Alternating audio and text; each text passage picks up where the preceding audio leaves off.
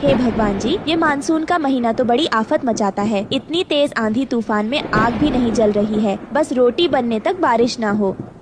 हिमालय जंगल के आसमान में काले काले बादल छाए हुए थे। ऐसे में रानो चिड़िया बार बार चूल्हा जलाने का जतन कर रही थी, लेकिन तेज आंधी तूफान चलने की वजह से चूल्हा बुझा जा रहा था। तभी बहुत जोर की बारिश शुरू हो जाती है और जंगल का हर एक पक्षी अपने अपने घोंसले में होता है। तभी हरिया काका टुन्नू चिड़ा से कहता है ऊपर वाले, आपको भी अभी बारिश की आफत लगानी थी। बेचारे किसान पक्षियों ने खेतों में नारियल के पौधों की खेती करी है। बेचारे सब के सब बारिश में भीग रहे होंगे। अरे और टुन्नू देख, बारिश के साथ ओले भी बरस रहे हैं। अरे घर चल, बारिश थम जाएगी तो आ जाएंगे रोटी पानी खाकर घर से।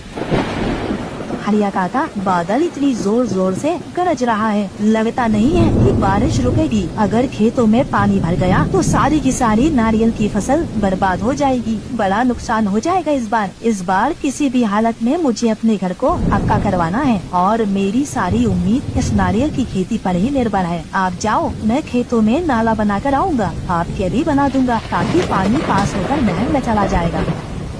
जिस प्रकार सुनहार के लिए उसका सोने का व्यापार होता है, उसी तरह गरीब किसान के लिए उसकी मिट्टी, खेत और फसल होती है। टुन्नू चिड़ा बारिश में भीगता कांपता हुआ अपने खेत में नाला बनाता है। बन गया नाला, अब घर चलता हूँ। रानो चिंता कर रही होगी। तभी बहुत से पक्षी बारिश में भीगे हुए नारियल के पेड़ों पर आकर बैठ जाते हैं, जिससे एक नारियल टपक कर नीचे गिरता है, जिसे लेकर टुन्नू चिड़ा घर आ जाता है, जहां बारिश का पानी रोकने के लिए रानो और उसकी बेटी गुड़िया बर्तन ली खड़ी थी। अरे ये क्या, रानो पूरा घर तो जगह जगह से टपक रहा है। पिताजी, माँ बहुत देर से बर्तन लेकर खड़ी है। मैंने कहा आराम कर लो, ये सारा पानी मैं निकाल दूंगी बाहर। उसकी ये बात सुनकर टुन्नू चिड़ा मायूस हो गया। मेरी सयानी सी बिटिया, रुक जाओ, मैं छत पर ये बड़ी वाली पन्नी डाल देता हूँ, फिर छत नहीं टपकेगी। लेकिन संभलकर जी छत एकदम कच्ची हो गई है। थोड़ी देर में बारिश का पानी ठहर जाता है। तभी नारियल को देखकर गुड़िया उसे खाने की जिद करती है।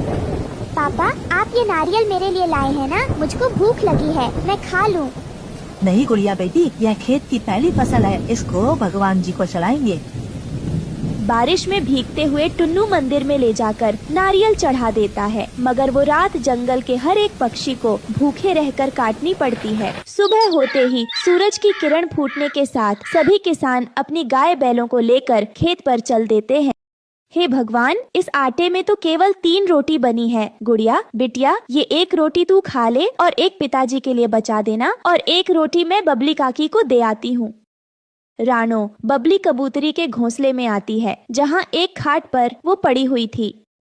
अरे रानो बेटा, कल रात तू खाना लेकर नहीं आई, मैंने तेरी बड़ी राह देखी। फिर मैंने सोचा बारिश के चलते तू नहीं आ पाई होगी।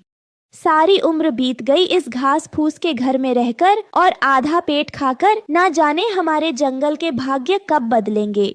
ईश्वर ने चाहा तो बहुत जल्द बदल जाएगा। काकी, इस बार तो गांव के सारे किसानों ने अपने खेत में नारियल उगाए हैं।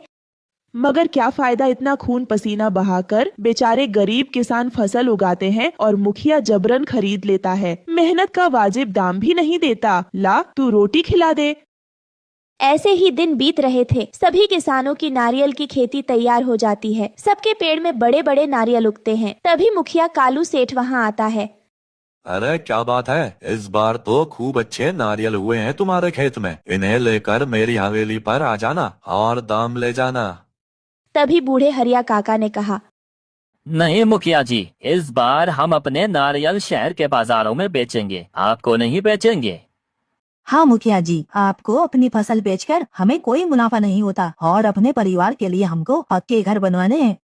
यह सुनकर मुखिया कालू सेठ खेत में से खिसियाकर चला जाता है और अपने आदमियों से कहता है, ओए सुन, आज बांध का सारा पानी इनके खेत में छोड़ देना। मैंने इनके नारियल के खेतों का नाश नहीं मारा तो मेरा नाम कालू सेठ नहीं है। सभी किसान ने अपने फसल की पहली उपज का नारियल मंदिर में चढ़ाते हैं। उसी रात मुखिया का आदमी पूरे बांध का पानी बहा देता है और ऐसे में बारिश का कहर भी पूरे गांव पर टूट पड़ता है। उस दिन लाडो चिड़िया का लगन भी था और वो आंधी तूफान कई घरों को तबाह कर देता है। अरे पक्षियों, भागो यहाँ से, पूरा जंगल बाढ़ की चपेट में आ गया है।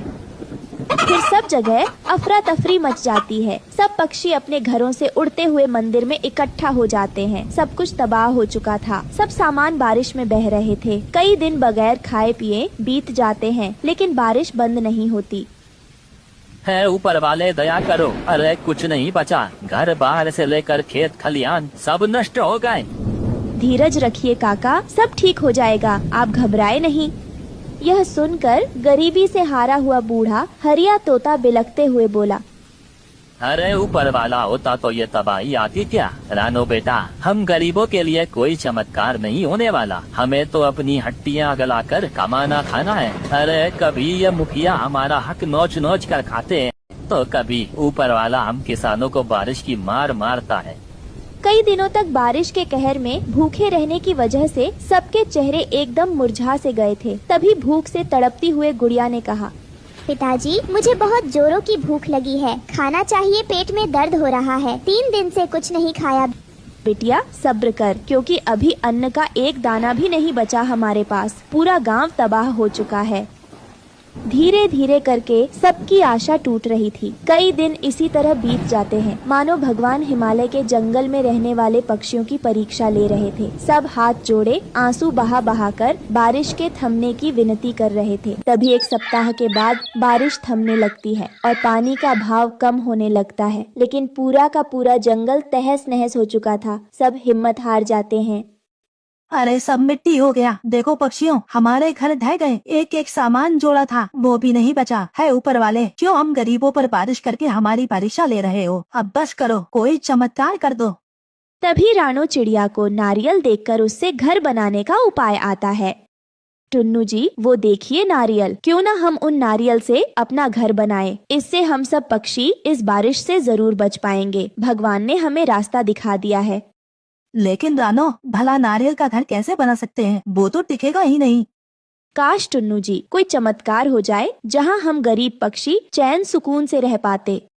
दुख के मन से जैसे ही पक्षियों ने यह कहा, तभी सभी नारियल के पेड़ जैसे सूरज की सुनहरी किरणों जैसे चमक उठे और देखते ही देखते वहाँ पर बड़े बड़े नारियल के घर बन गए। अरे ये क्या, ये तो नारियल के घर है, वो भी कितने मजबूत हैं। कहीं मैं कोई सपना तो नहीं देख रही। तभी उस जादुई नारियल के घर में से आवाज आती है, आज से ये जादुई नारियल का घर तुम सब का है। यह तुम्हारे परिश्रम का फल है। आप सब अब आराम से इस नारियल के घर में रह सकते हो। तुम पक्षी इस नारियल घर से जो कुछ भी मांगोगे वो तुम्हें ये घर सब देगा। अरे वाह, ये नारियल का घर तो कितना सुंदर है। इसकी दीवारें तो हमारी कच्ची घास फूस वाले घर से कितनी मजबूत है। हाँ रानो, क्योंकि ये जादुई नारियल का घर है, इसलिए ये मजबूत और बहुत सुंदर है। ऊपर वाले ने हमारी प्रार्थना सुन ली। फिर सब पक्षी खुश होकर अपने अपने लिए उस नारियल के घर से खाना मांगते हैं और कई दिन बारिश के कहर में जीने के बाद पेट भरकर सब खाना खाते हैं और जादुई नारियल के घर में खुशहाली भरी जिंदगी जीते हैं। दोस्तों, आपको हमारी आज की कहानी कैसी लगी? हमारी कहानी को लाइक करें, कमेंट करके अपनी राय हमें दें। आपके कमेंट और लाइक हमारे हौसले को बढ़ाते हैं। अगर आप हमारे चैनल पर नए आए हैं तो हमारे चैनल को सब्सक्राइब करना ना भूलें।